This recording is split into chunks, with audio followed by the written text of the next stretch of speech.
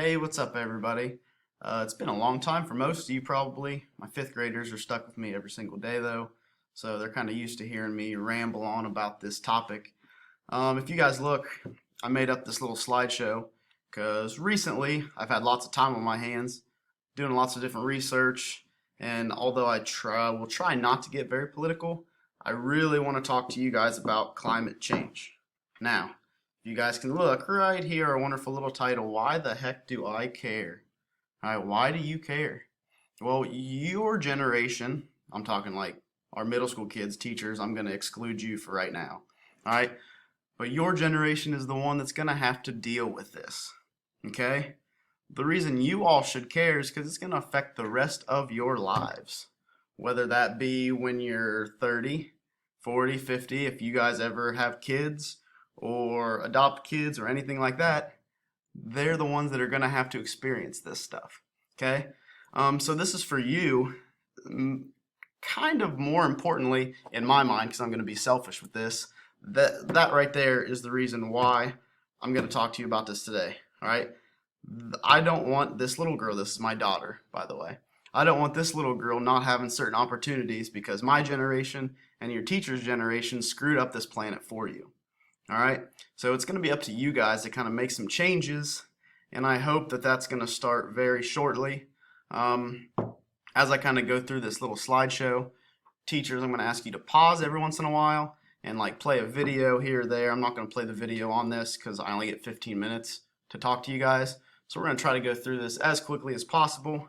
If y'all got questions, ask your science teachers. If your science teachers don't know the answers, come talk to me. If I don't know the answers, we'll look it up.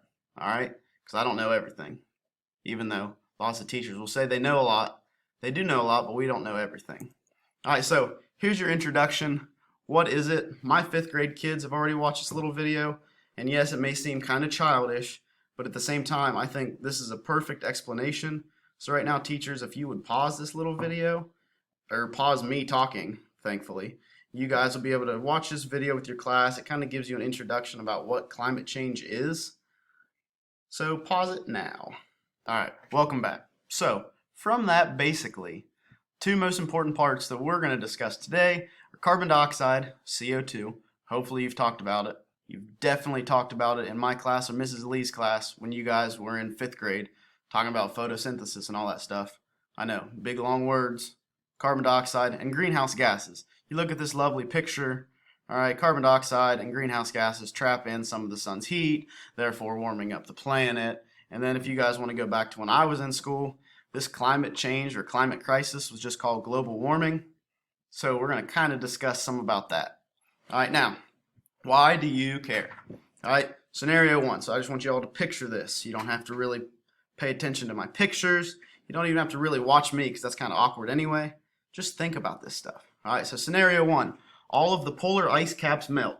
So we're talking near Antarctica. We're talking about the Arctic Ocean that oftentimes freezes. Those all melt. All right. It's going to cause sea levels to rise. If you all look at this wonderful picture now. All right. There's Charleston, South Carolina. It's underwater. New Orleans, underwater. Houston, underwater. Your wonderful Myrtle Beach that everybody goes on vacation to, underwater. It's all gone. Okay, so all of these people would be underwater, but they're not just going to stay underwater. They're going to move before, obviously. They're not just going to kind of float there and say, oh, this is my life. What a great time. All right, they're moving. They're going to go west or north. All right, so mass evacuations are going to take place. Therefore, your wonderful Ohio, Hocking County is probably going to start to be a lot more crowded, which isn't good for you because someday you guys are going to want to buy a house or land, and there's going to be way too many people trying to buy that same piece of land. If you don't have a ton of money, you're not going to get it. All right, so that's one scenario. All right, scenario two, warmer temperatures, global warming, CO2 traps in that heat that video talked about. Warmer temperatures cause a lot more rain, which a lot more rain means more flooding. Which, hey, yay, it means more flood days, but guess what? When that actually happens, you guys will be parents, and then you'll have to take care of the kids instead of sending them to us. All right? Increased flooding, so that means our fields, our crops, are probably going to die a lot of times. because they're going to get too much water. Too much water means increased erosion on those fields. Therefore, farmers can't plant stuff. And if farmers can't plant stuff, there is no food. You're going to say, oh, but I only eat meat. Guess what? The pigs and the cattle and the sheep and all that stuff have to eat something.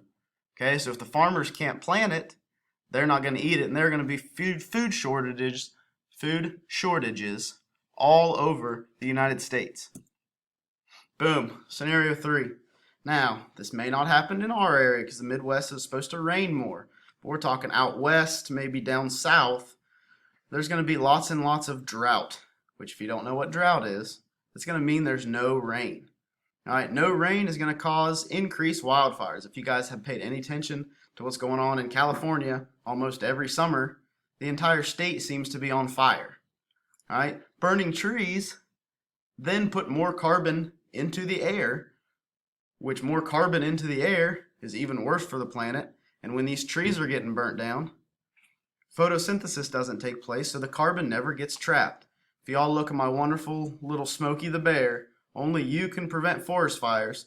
Smokey the Bear's been talking about climate change since 1944, and somehow the U.S. government, or just the people in general, still think it's a myth. All right, so I'm not going to get political on us. All right, but the United States is one of the only countries that some people don't think this is real. All right, over in Europe, everybody thinks this is legit, and they're just like, oh, well, it's going to happen. Hopefully we're going to do something. And this is kind of where this whole little thing started.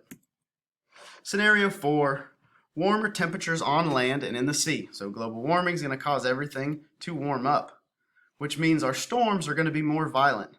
If you guys paid any attention to the news, I don't know, maybe your science or social studies teachers have talked about it, but the hurricane that just hit the Bahamas basically tore up all the islands. The hurricane that hit Florida, South Carolina, North Carolina was like one of the biggest hurricanes in recorded history. All right, a Category 5 hurricane. Those are going to be way more common if the earth is a lot warmer. Okay, so don't just think, oh, we'll rebuild. Oh, let's go down and let's help South Carolina and North Carolina and Florida rebuild. It's probably going to have another hurricane in the next 2 or 3 weeks anyway. All right, now, don't think I'm talking right now. I'm going to be talking in your future when you guys are about 30 or 40 if we don't do something about this. All right, now here's the crazy thing. All 4 of those scenarios that I just talked about will all happen together. They might not happen at the exact same time, but they're going to happen together. So if we don't do something, if your generation doesn't do something, if my generation doesn't do something, all those things are going to happen, and there's not going to be a wonderful world to live in. You guys aren't going to have the same experiences that I got to have as a kid growing up, the same as your teachers had when they were growing up. So that's why we're talking about this, okay? I don't really necessarily know how we're going to fix it, but I'm going to try to show you some ways that we can do that. There will be a couple more videos, and we'll get to those in a minute. All right, boom. First, what can we do? Now, renewable energy is super big, but it's not very popular right now. This is one of the easier ways in my mind that our generation, your generation coming up, can kind of stop this climate change, right? Which basically just means we're going to stop burning fossil fuels. So coal, gasoline, all that stuff, eventually, if we do something right, is going to kind of stop being burnt. Now, a lot of people are going to be, oh, I still want my big truck so I can drive down the street in Hocking County and go to Walmart and stuff. You'll still get to do that. All right, but it's probably going to have to change in the next 30 or 40 years for you to even be able to own a truck. All right, so first, solar energy, wind energy, hydroelectric power. All right, if you don't know what those are, look them up because I'm going to run out of time here soon if I don't hurry up. All right, so your generation, when you guys are getting older, you're going to go to college or high school or right into the workforce. Maybe some of these are going to be options for you to work in. Okay, the solar field is blowing up right now. Like it's almost doubled in jobs in the last 5 to 10 years. So be thinking about that. What else can you do? Super obvious by our wonderful little South Park animation. Plant trees. All right, like we talked about in my science class or Mrs. Lee's science class, photosynthesis takes carbon out of the air, and guess what? It turns it into oxygen that you guys can breathe. Oh my goodness. It's almost like the world was designed for us humans to screw it up. All right, we're going to put a bunch of carbon into the air. Thankfully, we have trees that can take it out, store it, and turn it into oxygen. So plant a bunch of trees. That's super easy, super obvious. If y'all have land, plant a couple trees. What else can you do? Walk or ride bikes. All right, my kids have talked about it. Driving 10 or less miles per week could save like 100 billion pounds of carbon from our atmosphere. Now, that's if everyone did it. So the next time you want that nice new video game that you got to go to Lancaster for, just wait until your parents or somebody are going to Lancaster and they can pick it up, or you can go with them. Don't say, I need my video game now. I'm not very good at Fortnite. Okay? Just go pick it up when your parents are going to Lancaster. Make a day of it. Don't just go randomly and throw a fit because you got to drive an extra 10 or so miles. Now, this is the big one. I'm not very good at this. Turn off lights when you leave the room. Why the heck do you need to see in a room that you're not in? You don't. Okay? That's saving tons and tons of energy just by doing one little light flip. All right, finally, your dads or grandpa or whoever's at home is going to get super ticked off at this. All right, but you got to ask them. You got to tell them, hey, yo, climate change is happening. I'm going to try to save some energy. All right, you got to turn the AC up 1 degree. So if it's at 70, turn it to 71. All right, or in the winter, turn that heat down 1 degree. It's 1 degree. Put on a sweatshirt if you're cold. All right, quit being, oh, it's so cold in here. Bring a sweatshirt. All right, it's at your house. Y'all should have them there anyway. Now, here's this. This is what I hear when all my students whine. And it's all of you, 8th graders, 7th graders, 6th graders, whatever. All right, but Mr. Forgrave, we're just kids. I can't do this. All right, this whole movement was brought to like the forefront of the world by a 15-year-old girl. Okay? This 15-year-old girl is probably one of my idols. I look up to this person. She's like the coolest person ever. Check her out on Twitter. I'll show you the Twitter handle later. All right, but she's awesome. So right now, teachers, pause the video. You got one more video, or pause me talking because you got one more video to watch, and then I'll kind of wrap this up. All right, here's my closing. All right, we need to reduce carbon emissions worldwide. All right, you guys can do your part. I told you, turn off the lights. Maybe if your parents or whoever has the money, you can talk them into going solar. We're thinking about some kind of other renewable resources, renewable energy. All right, some of these things, they're not easy. I get that. Okay, hopefully sooner rather than later, our government can make it easier, cheaper on people to go solar or to get other kinds of resources. But I don't know if that'll happen. Okay, but changing your habits, it's going to be difficult at times. But I don't want you guys to not be able to have a future. All right, I feel bad teaching you guys a bunch of facts that you may never use because you're going to have to be worried about, oh, where can I get my next meal? Or where am I going to live when I get to be 30 or 40?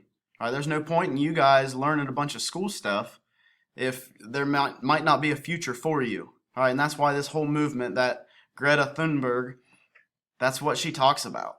Like, there's no point in learning all this stuff. So the reason I'm sending this out now is because there are like, this is a big week for climate. There's like a UN meeting on, I do believe, the 27th or the 28th, where all the different countries are coming together talking about this climate crisis that's going on, and hopefully something happens.